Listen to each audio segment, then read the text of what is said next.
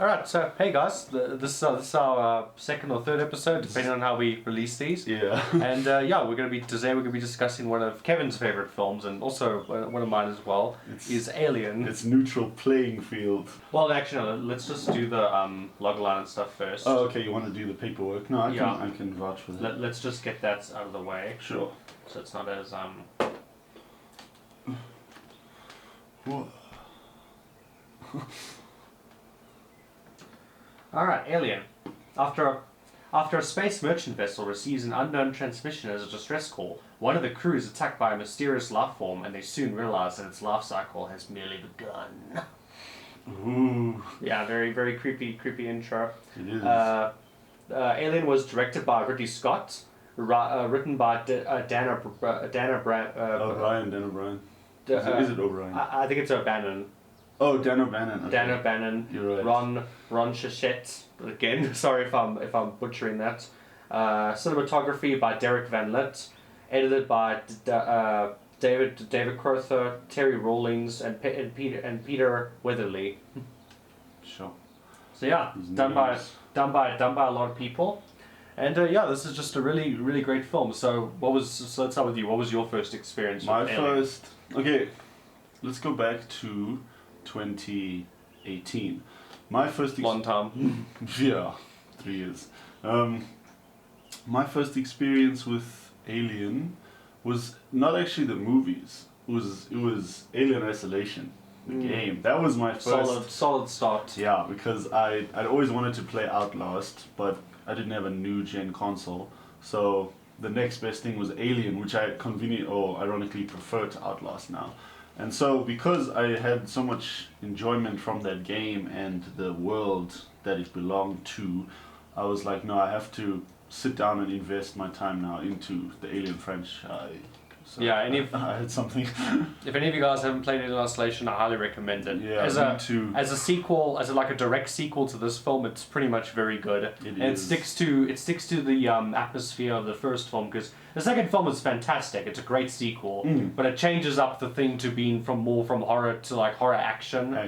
And then with Alien Isolation, it sticks to that like very like slow burn horror like what the original film was. Atmospheric tension. Yeah. And the sound design is incredible. No, it's incredible. Like the sound design for all of this is very incredible. So that was in a nutshell my first experience with Alien. I mean, I knew it was there, and I've always known about it for years, but I never really sat down and enjoyed it. So I was like, no, it's culture for what we do, so I have to watch it. And I did, and I love it, and I still watch it. Yeah, definitely. My first experience with Alien was I think it came on DSTV the one time. Well, actually, no. My first experience ever with with any of the franchises was Alien vs Predator. That was the first movie I ever watched. Oh, the movie. Yeah, because I remember my dad went to the movie cinema the one night, and he went to watch Alien vs Predator. And then when he came back home, I said to him, like, what is this Alien vs Predator movie that you've watched? He said that, oh no, it's like about these aliens that have these eggs, and it latches on your face and they burst out of your chest, and then there's about these other aliens who have like these watchers that like make them go cloak and go invisible and all that type of stuff. It was a very, very interesting description. But it got me interested in the franchise, and I watched Alien vs Predator. Then I think a year or two later, there was DSTV was having the cable. For those of you who don't know, it's the basically South Africa's cable TV. It's basically our cable service that we have here in South Africa. They were having a marathon of all the Alien movies from Alien 1 till Alien 4, whatever. And then I just sat and I marathoned all of them, and it was amazing. Like the first Alien is just. Oh, it's incredible! It's an incredible film. I think I prefer the first Alien. I don't know why. I think I know why. I think it's because of the old movies, as a bit of a side note, but older 80s and 70s and even some 90s movies, they take a long time to build up. It's a very gradual progression. Yeah, this movie is like a masterclass in pacing. Sorry, in pacing, but also like how to make a slow burn, like horror movie actually interesting. Because there's a lot of people say, it's too slow. Where's the monster? I want to see the monster. but like it's actually Alright, Karen. yeah, Karen. It's a really good like slow burn type movie because the thing is the characters are so interesting, and that's another thing I want to stress is that the characters here are just so interesting, and that's what makes. If you have a slow burn movie, that's what makes your slow burn movie still engaging for the audience. Is if you have really interesting characters. And really, there is a lot of tension among them. Yeah, there is. Like they're worried about if they're going to get paid, why they have to go to this distress signal, all that stuff. Yeah. And it's got a lot of. I mean, they don't have factions. They're still a team, but that interpersonal tension adds to the depth, which is great. Yeah, no, the team is pretty great. I think my favorite one obviously is Aliens, but I think it's because I like the action in it, and also I think it's more rewatchable than the first Alien, and it's more fast paced. But I will say that the thing about Aliens is that the last like 40 minutes do start to drag on a bit. Yeah, they can. I'll give you that. They do drag.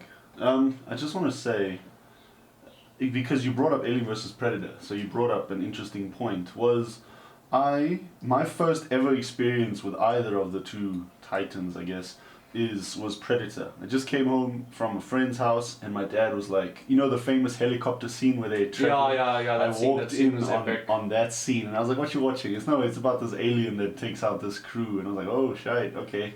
So I sat down and I loved Predator. I watched it day after day for a week. Did you watch Predator before you played Alien Isolation? Yeah, long before. This was before high school. And that's when I saw Predator. Predator was your first interaction with this universe was with the Predator film. Exactly. So then that got me onto Alien versus Predator. Yeah. And that was actually my first real interaction with the crossover universe. Yeah. Yeah. No, it was pretty great. What are some of the pros that you think of this movie? Aside from what we've already talked about with tension, great characters, and just great like build up. Okay, I was literally about to say pacing, hands down pacing. What I thoroughly enjoyed, because on this collection there is all the behind the scenes things. Yeah. And the writers sat down once and they were like, how can we make this interesting? Because you don't want another like sort of. Because at the time Star Wars and things were already sort of in the works. Yeah. So when did the first Star Wars trilogy come out? The first of the New Hope came out in 1977. You see, and I know for a fact that the launch of the first Star Wars movie is what kind of got Fox at the time. Well, Fox I think was already distributing the Star Wars movies, but they wanted another big sci-fi hit. So because the script was in turmoil for a while. I think, if I remember correctly from the history, and then Star Wars is what kind of got it off its feet, because then they were finally able to get funding, they were finally able to make their own space movie and everything, and again, like they also, like Star Wars, they use models for like the toy models for the ships and everything. It's pretty great. I know the term you mean, I always say this term, and now I can't think of it, like miniature scales, basically. Miniature, I think it's called, I remember bigatures. Bigatures, where it's basically like miniatures, but like really big miniatures. Yeah, not to scale, but still pretty hectic. Pretty hectic. Not like Hot Wheels cars. Yeah, basically like miniatures and bigatures and stuff to use the ships and stuff. Okay, sorry, I didn't mean to cut you off there. So that's why, coming back to the way they designed it, when they had this huge idea to have like a spore latch onto you and then have the alien embryo sort of develop. Yeah, no, the alien is a very interesting alien design. The fact they have like that spider thing, and like it jumps on your face and ejects the embryo and everything. It's very, very, very good. It's so cool. That's what I love about Alien. One of my favorite scenes in the movie is the scene where they're having where the one scientist, I can't remember his name exactly. But the one scientist who obviously got the spider thing to... Oh, I think his name was Kane. Kane, there we go, thank you. Kane, when he got the alien to get on his thing, and when it eventually came off, and he finally woke up, he wanted to like eat before they go back into hypersleep, and then they were eating, and then obviously something starts coming out of his chest. And interesting about that scene is that the crew didn't know actually what was going to happen. they knew in the script that at this in this scene, so the alien was gonna appear or something was gonna happen. They maybe thought that he was gonna like morph into an alien or something like that, but no, they actually didn't know that the thing was gonna actually come out of his chest and like it bursts out and like just like it goes around like looks at everybody. It's pretty awesome. And then I always loved the Spaceballs. I don't know if you ever seen Spaceballs. No. Spaceballs is basically it's like a goof parody, like spoof type of movie about Star Wars, and they were kind of also doing some jokes about other sci-fi movies, and there's one about Alien where they go to this diner, there's this guy, and then he's eating the soup or whatever, and then like the thing bursts out of his chest, and then like, he actually says like, not again, and then like I actually thought like, and I remember I was confused watching it, I was like, wait, what? Because I hadn't watched Alien at that point yet. So then I asked my parents, and my parents were like, oh no, don't worry, when you eventually watch Alien, you'll understand what that reference is. And then like but in the Spaceballs version, the alien like gets up, like has a dance, like puts on a hat and like a cane and goes like, hello my baby, hello my honey, hello my right-time girl. Oh, that song, it's ancient, that song. But it's it's ancient, you must watch Spaceballs. Spaceballs is excellent, but no, it's a really great scene. And it's some really great characters. We have obviously Ripley, who's like an iconic the queen of horror. The queen of horror, as it were. Yeah. Really an iconic film character. She's hands down my favorite female character ever in film. Like lead or just no, characters in general. Just like female characters in general in movies. Yeah. Like my number one favorite is Ripley. Yeah, she's definitely up there for me as well. I can't think of a competitor, so for now she'll be my favorite. Maybe probably like Sarah Connor. Sarah Connor's a good one, and then also like she's also a badass female. Also like Laurie from the Halloween movies. Oh yeah. Yeah, okay. But I think I prefer Ripley as is. No, Ripley is amazing. I mean, she's quick on her feet. This film is obviously the introduction to her character, and we obviously sort of see that she is a survivor, and that she is on top of everybody else. And then obviously the second one, that's when we get the full evolution of Ripley. Oh yeah. I think also one very interesting thing I want to point out that I really like was that you actually don't, when you first watch the movie, you don't actually know who the main character is. You don't really know who the protagonist is for true. A large portion of the movie. Like at first you think, oh okay, maybe it's probably the captain, the captain guy. But it was probably the captain guy. But then it's like, okay, no, he obviously, spoilers guys, but he obviously gets killed off, and you're like, okay, well no, clearly it's not the captain. And then I think right about when the captain dies, that's when it's clear that Ripley's the main character, because she's the one that takes charge and like tells them all, like, what for. Then I remember the bit you and me both laughed when we watched it last night, where there was the part where they first bring Kane back onto the ship, and Ripley doesn't want it's Kane, Lambert, and the captain that go out to obviously get to obviously go explore the planet, and they find the embryo. Yes. And then the thing is, when they've come back, Ripley doesn't want to let them in, because Ripley's like, no, it's quarantine. No, it's basic. It's part of the the rules and the law and everything. That no, if you're exposed to something, you have to wait 24 hours before we let you back in, because you could expose the ship. And then obviously what's the What's the android's name again? Ash. Ash. Obviously, we don't know that he's a. They keep it a secret actually that he's an android. They think that he's just a regular human. He lets them in because obviously he's got directives from Mother saying that no, bring back the organism for study. All crew are expendable. What is Mother in that movie? I know she's like the ship's AI, but she's very like creepy because she doesn't say anything. I think what Mother is, she's supposed to be like, she's the ship's AI, but I think also the thing is she gets messages from Earth. Yeah, she's the comms. Like straight directive messages, and then, but I don't know, it's like very weird because because they seem to just get messages instantly in this movie, but then the second one when we see I can't remember the colony there, it's something Hope. That colony, when we first see the colony, obviously before the aliens break out, the one he calls the one supervisor guy. He goes to him and says, this guy found the ship and he wants to know if the claim will be his. And he says, it takes 2 weeks for us to get it takes 2 weeks for us to get any messages from Earth around here, and when it does, it's just don't ask. So I don't know, you actually bring up a point. So maybe they're closer to Earth or something, but but anyway. Okay, sorry, you go. Yeah. Anyway, my original point that I just wanted to bring up was I love the bit where Yumi laughed where after obviously this happens and obviously they're in the medical room and they're obviously operating on Kane trying to see what's happening. And everybody, all the rest of the crew's outside watching. When Ripley comes down and Lambert just freaking punches her, and then she also like gets a punch in before they're broken up. Yeah, before they're broken up. I love that first slap. I mean, I don't think Ripley expected it. I don't think she did. And she falls. I was like, oh, I love that impact. But if they carried on the fight, Ripley would have won. Oh yeah, hands down. Yes, yeah, Ripley definitely would have won. Very tall actress. I told you last night. Sigourney Weaver, she dwarfs people on that set. Yeah, she is very tall. Had you not noticed before?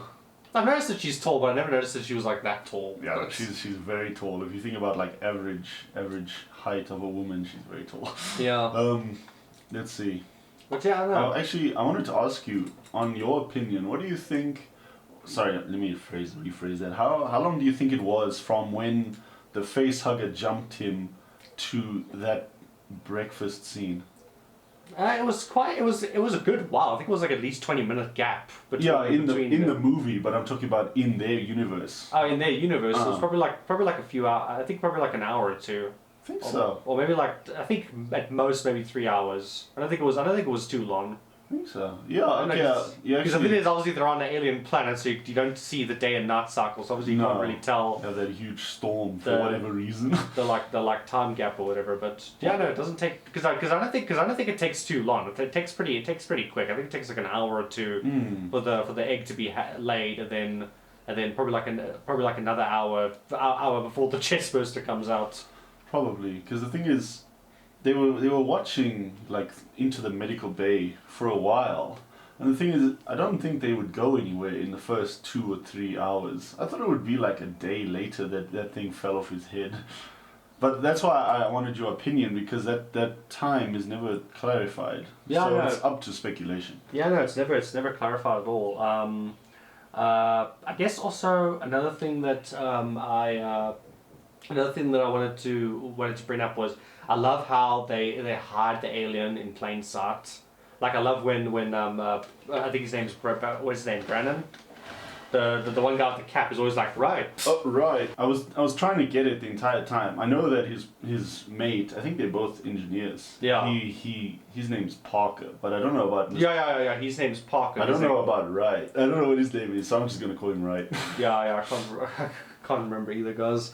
Sorry. But anyway, so the part where he's going to go look for the cat for Jonesy, and then like he goes into that like really creepy room with like the chains and everything, and then I love that shot where like you almost don't see it because it's like so well hidden, because the alien's like it's like a dark black creature, so it like kind of hides in the shadows, but then you actually see the alien like hanging on the creature actually hanging on the chains there. Really? Yeah. I didn't see that. Yeah, I remember when I saw that I was like, wait, what? No, that's got to be something. That's got to be something. Is that the creature? Like, oh, it's like so interesting and so cool. I just love it. And then okay, I need to go check that after this episode. Yeah, definitely go check it. And then afterwards, especially towards the end when Ripley's on her escape pod ship, and then she's like at the desk and she's like busy working with stuff, and then there's those black pipes, and then you see that one big pipe that like right there by her, and then at first you think, oh okay, no, it's just a pipe or whatever, but then the alien like pops out and that's actually the alien. That hand, no, that one. Because its head is like that long like pipe looking tubular thing. Yeah, like exactly. pipe top thing. I love the Xeno design. I forget. No, the Xeno. You admire its purity. I admire its purity. Who designed that creature? I know his name when I hear it, but I can't think of it right now. Isn't it Richard Geiger? Yeah, it is Geiger. Yeah, it's Geiger. It is the French character. Yeah. He's like very I can't remember his first name, but I know his second name is Geiger. Yeah, he did all the production design. He designed the Promethean ship, and obviously the engineer that's sitting there when they go look for the egg and everything. They have a lot of behind the scenes stuff with him as well, and the thing is, he comes across as very creepy. He's like a vampire, but he's actually a chill dude. It's just the way he is. I guess. He was a great production designer in the day. Brilliant, and the fact that he didn't plan Alien, the fully developed Alien, like that was just a nightmare of his. Then Oh really? yeah, and then when Ridley Scott was like pulling his hair out because he couldn't get a design for this creature. He's like, have no fear. I am Yeah. Nightmare. The thing is, and someone came to Ridley and they were like, look at this. This is some drawings from this character that we know or have heard of. And then Ridley was like, that is our alien. I was like, oh, that's cool. And then Yeah, it's very cool. They brought him over like, yo, we need you to design the rest of the phases of the creature. I was like, yeah. That's so cool. The fact that very cool. they had no idea he even existed. What's the stuff he does? Production design? No, I mean his drawings. They're emerging between technical and biological beings. No, I don't know. There's a term for it, and I always liked saying it, but now of course I can't think of it. Yeah. That's actually, to go off a little bit of a tangent here, the one interesting thing is, remember, James Cameron, he was like, I think, high on drugs or something, or like he was having, I think he was having he was having a fever dream, like this really hot fever dream thing, and then he actually had a dream of like a metal exoskeleton walking out fire, and then that's actually when he got the idea for the Terminator. For Terminator, I remember, I've heard reincarnations of that story. It's really great. Yeah, no, it is really great. But the fact is that so many of these ideas come from weird backstories. But they're awesome. Exactly. And the fact that the alien was actually a costume, the fact that there was actually a guy in a costume. They sent him away for body movement training. Yeah. I think he was a performer actually. I was thinking about it yesterday, thinking about this episode. I know that they found this character and he was, I don't know what kind of performer he was, but he was very fluid with his movements. Yeah. So they sent him off. They were like, hey man, you're our alien. Now go to band camp or whatever and learn how to do this. Yeah, no, that was a very interesting factoid over there. And then, otherwise just really great. I had a point now. I was going to say. No, it's fine. You can take time to think about it. The xenomorph is just a really great creature. Oh yeah. I remember what I was going to say now. I remember this one. They actually use costumes and stuff as well as aliens, and then also in Alien vs Predator, the first one, they use costumes as well. But obviously now if they did, it would just be full on CGI because everyone's just lazy these days. No, I will vouch for you there. The first Alien and the first Predator, they're both costumes. Yeah, most of it's costumes. I think it's only really like an Alien, and I think also the Predator movie is also CGI. I mean, costumes for the most part. But with the xenomorphs, that's full on just CGI these days. They don't even bother with costumes, which is sad. I love costumes. So yeah. Sorry, jeez. And then pros. Some other pros. More pros. If you have any, I thought we were just having a general discussion right now. I guess other than that, the horror is just really well done. It's really well good. I like when the captain's going through the ventilation system, and then they got that obviously the tracker like dee. The infamous. You see the thing coming, and then even when you do see the alien in that scene, you see it very briefly. It's like super briefly, like the couple of frames. Like he quickly turns the light, and then you see the alien like go, and then it cuts away. So you don't really see all too much. And that's really cool. I love some of the cinematography as well. Like I said, the shot of the alien hanging on the chain. that I'd like to investigate. There. And also, and that scene, I also like it when they cut to the close up of the cat's face, and the cat's just got that very blank type of face. Yeah, he's got that very blank face when obviously you're screaming in the background of obviously what happened to, I think his name's it's Brian? Mr. Right. Yeah, Mr. Right. You always, every time he says something, you always just say right. Right. There's a cinematic shot, there's a few, but in that scene that I thoroughly enjoy is after he's been whacked and taken shopping or wherever the alien took him, the camera looks straight up to that light, and then the blood starts to hit the lens directly. The blood starts to hit the lens and starts to drip on his shoulder and stuff. I love that. That's something you don't see much today. Is shots where there's splatter on the lenses. Yeah. Okay. Yeah. Which I think is awesome. And then, what did you think about Ash's turnover? Because remember, it is initially supposed to. I think the thing is, you watch it so many times, you just kind of expect it now. Oh, you mean when? But obviously, I was gonna say is that obviously when you first watch the film, it is a twist that Ash is actually actually a synthetic. He's actually an android because they just think that he's a regular human. He actually surprised me the first time I watched it, I won't lie. But rewatching it, as you said, you pick up on hints. Yeah. It's sort of like, if you've played San Andreas, at least the first few missions. Yeah, I've played San Andreas. Like, you don't expect Big Smoke to betray you, but then he does. And if you start the game again, you can see all the signs that he wants to betray you. It's something similar to that.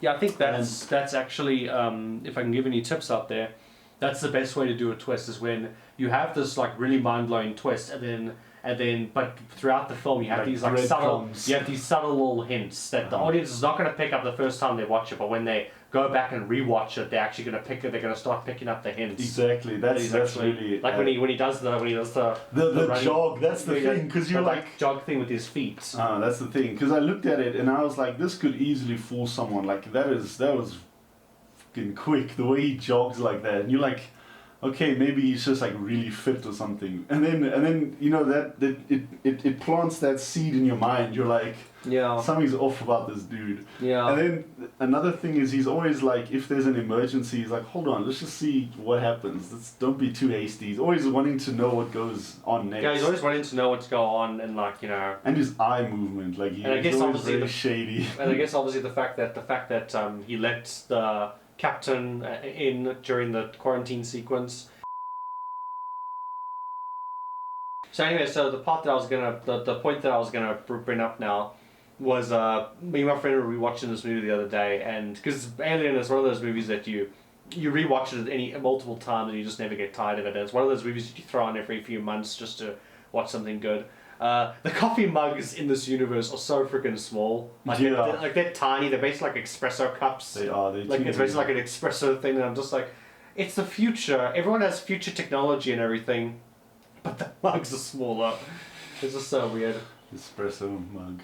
And I guess my final pro is just I love the production design of this movie. It's so good. I love the retro-futuristic. Yeah, because obviously this movie was made in the 70s, and this is obviously what they thought what they thought the technology would be like in the future and everything. They didn't obviously predict like smartphones or anything like that.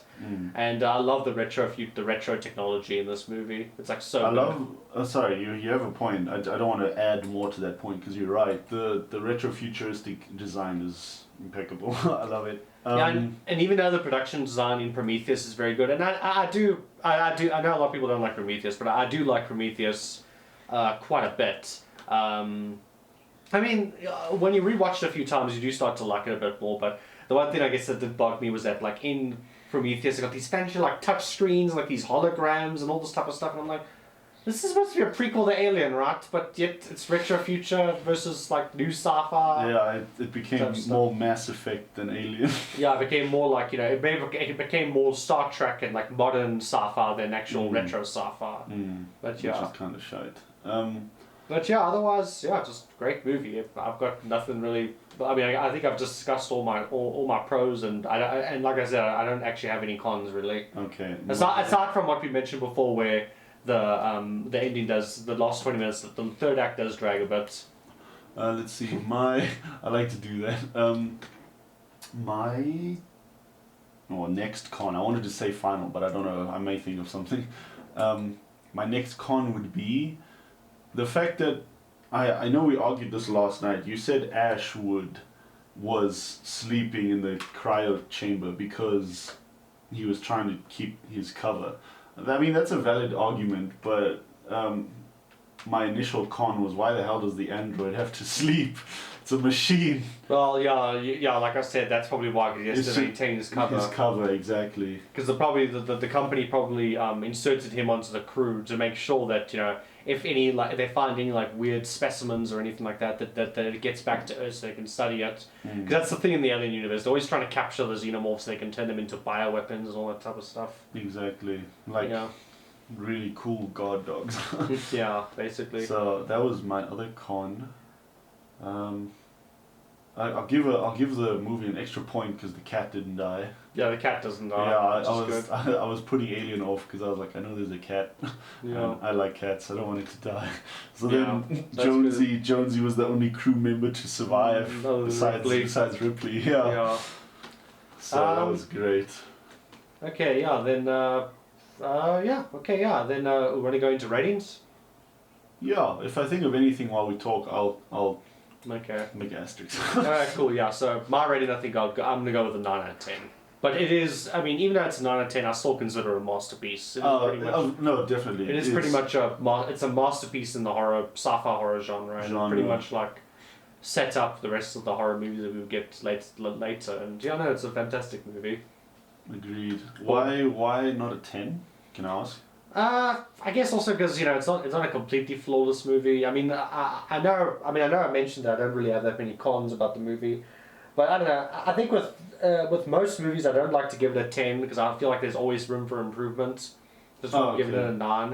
And I feel also like if you give it a 10, then it's just it's flawless. You're not really like you're just you kind of think it's completely absolutely flawless. And if you really nitpick, there probably are a lot of flaws you could point out with it, but.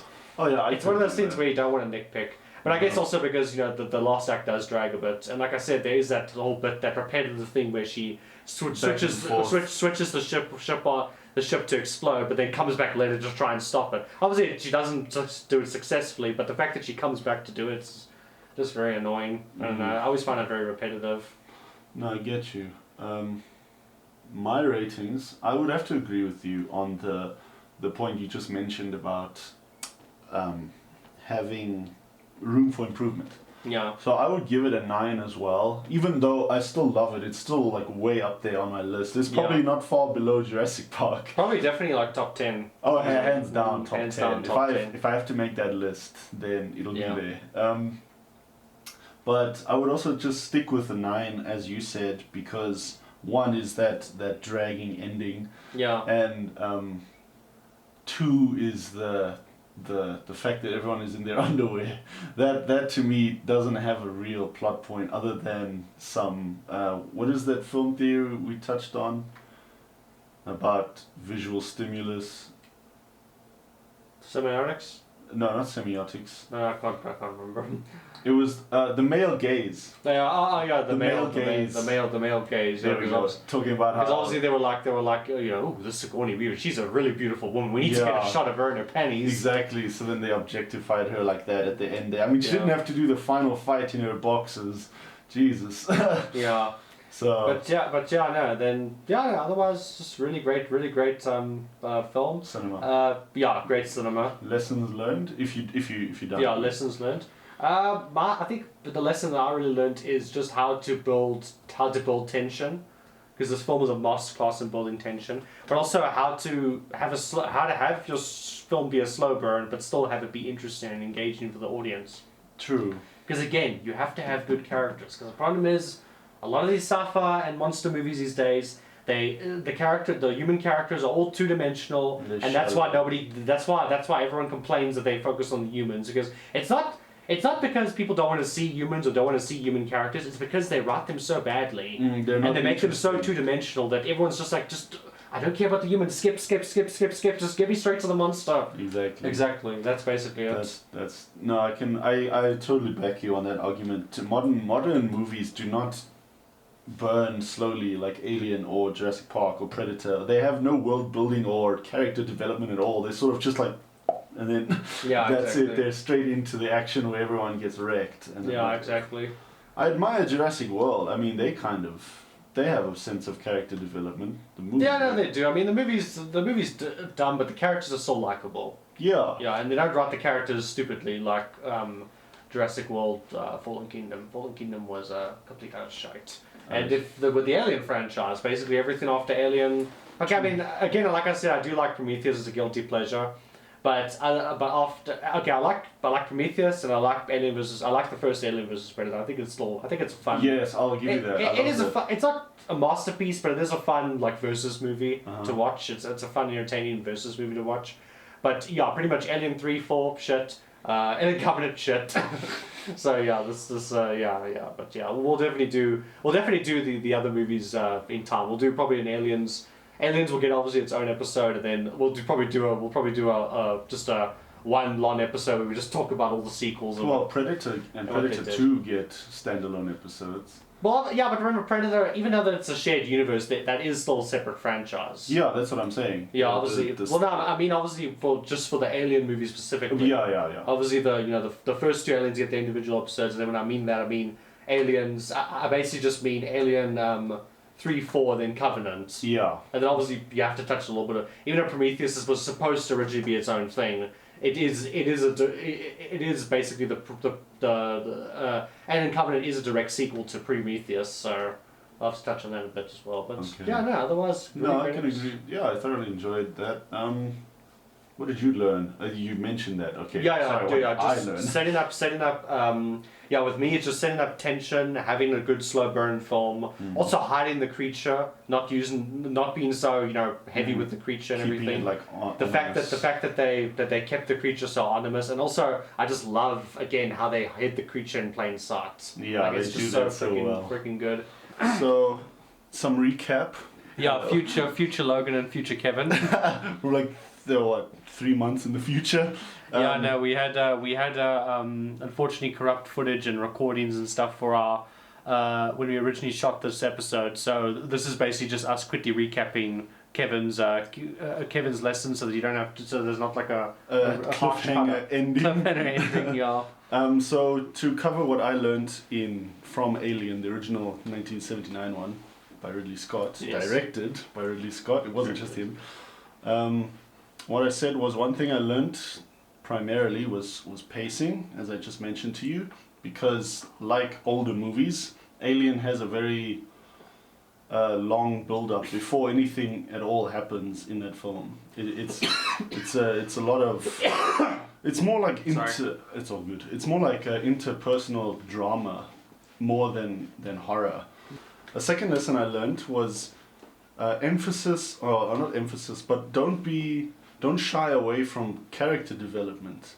Yeah. Each of those characters are very well thought out and written, and they all actually serve a purpose. They're not like only cannon fodder. They each have their own lives and goals, and it's interesting. Yeah, like we were saying that Alien is a slow burn, but the reason why it works so well is because the characters are just very interesting. Exactly, they really grip you nicely. Yeah, so the thing is, even though that you actually only see the creature like an hour in, you still enjoying the movie because you're enjoying the characters. Exactly, they're worth trying to keep up with, rather than just like, okay, well, they're gonna die. There's no point in worrying about them too much. Yeah, and like the interpersonal conflict I said adds to their character depth, because their goals clash in a lot of ways sometimes.